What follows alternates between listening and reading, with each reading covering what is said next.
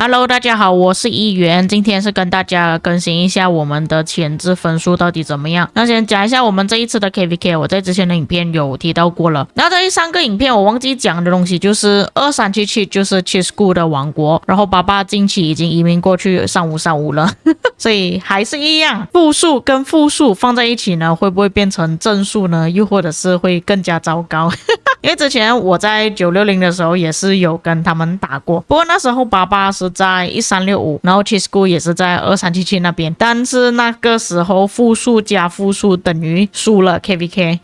我们讲一下这一次前注的分数，那么也是一样，俄罗斯父子霸榜，你们可以看到这里直接一个断层了，他们的分数相当于第3名的差不多接近2倍了。那Itachi就是来自1606的哦。然后我看到前10名居然没有2489的，2489第一个在排行榜上面呢就是 Genie 的账号，但是他这边没有提升到太高啦，就是没有超过1的分数，反而3535的分数都有在前面了，这个是让我感到比较意外的。那如果是说王国排名的话，第1名就是2377，他的分数是等于1606的2倍啊。第2名就是1606，那第3名就是2489这边的分数也是少的有点可怜了，只是比下面这边3535还要多一点点。但是2489它是2个王国在一个阵营，但是3535它是3个王国在一个阵营啊，所以这边等一下我们要算一下整数哦，相差多少。OK， 那么这边是我算出来的总数了，这边就有包括他们这里是2个合作的，然后这边是2个一起合作的，可以看到这边分数最高的就是2377了，那也正常啦，你们看，只是那2个人就已经超越多少了？我看一下他们2个人的分数等于多少，他们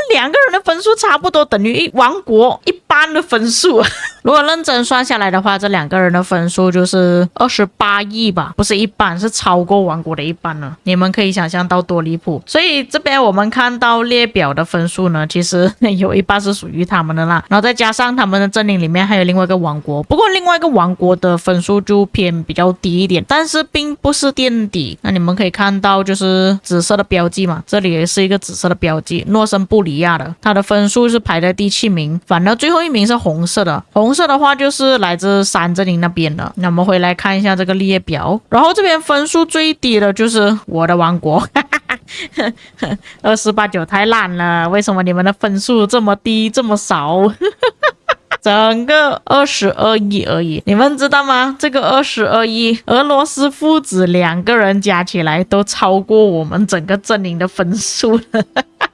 有点尴尬啊，证明我们是 Dead Kingdom 垃圾王国。不过我觉得一方面是因为2489其实有一点不太敢去训练部队啊，因为他们不想把那个王国的战力提升到太高啊，那你提升到太高又要往下降你自己的战力很麻烦了，又要压回下去。而且一方面也是下个月就会推出登峰造极的皮肤啊，所以可能有些玩家他们要准备去拿皮肤，所以就没有训练太多。那至于1606这边的分数呢，也就是因为他们没有俄罗斯父子啦，所以那个分数没有像他们提升到这么夸张这么高。那现在我们来讲一下个人的分数啊，这一次俄罗斯父子算是创了新高因为他之前的分数并没有这么高的。这个记录呢是上次2377跟960的那一场 KVK， 你们也知道啊，因为那一场 KVK 呢其实大家都很看好，都想要看到什么精彩的 KVK， 所以其实那个时候俄罗斯父子提升的分数已经算很多了，都有9亿，但是这一次突破了另外一个上限，变成14亿。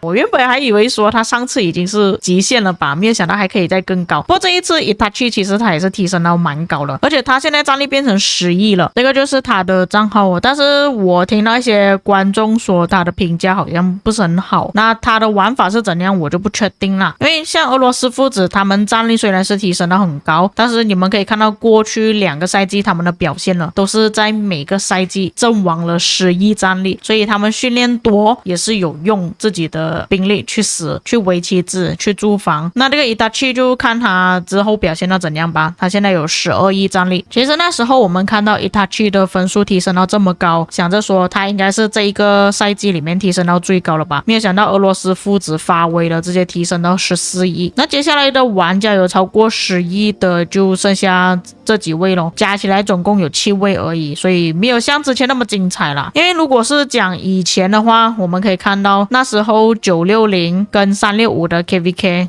有很多玩家其实都是超过了1亿分，总共有13位玩家超过了1亿分。那目前纪录保持者呢，依旧还是那个土耳其大哥啊，没错，就是那个被关的那一个进监牢了那时候他消耗的宝石总共有1.5亿的宝石，这个很难超越啦。而且各位要知道啊，他是好像从5000万嘛，如果没记错的话，提升自己战力提升到20亿，你们想一下多夸张。不过如果你们算总数的话，其实俄罗斯父子的开销一定是超越这个土耳其大哥很多了。 OK， 那么接下来我们来看他们以往跟这一次的开销到底有多大了。他们开销是怎样的呢？你们可以对比其他玩家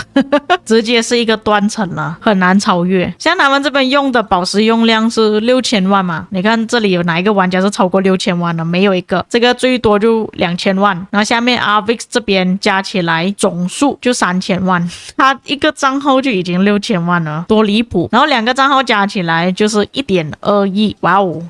太可怕了。然后这边就是他们训练的部队啦，但是我这边计算只是计算到他们所使用宝石训练到多少部队。那其实他们宝石用完了之后还有用了很多的训练加速啦。那如果你们想要看详细的话，或者是想要计算的更详细，可以去看他们当天的直播，然后自己去计算一下，我就不去计算那么多啦，这边只是计算他们宝石用量而已。他这边宝石训练下来的部队也是有5800万，差不多就是接近6000万了一个账号。2个账号加起来总共是有1.1亿的部队，使用了8万天的加速，这个是天。如果是算年的话，总共是用了219年的加速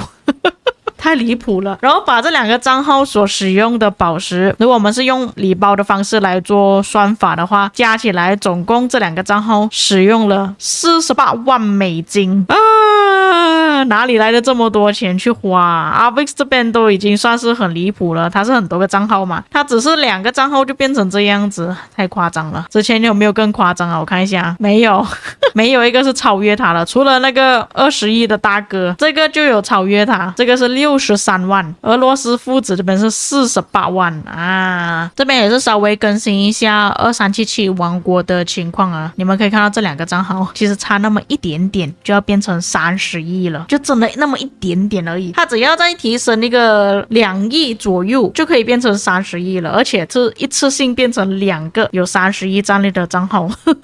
太夸张了。然后这边就直接一个断层了，你们看到吗？上面20亿，下面就一个5亿，直接相差了5倍啊，差不多要接近6倍了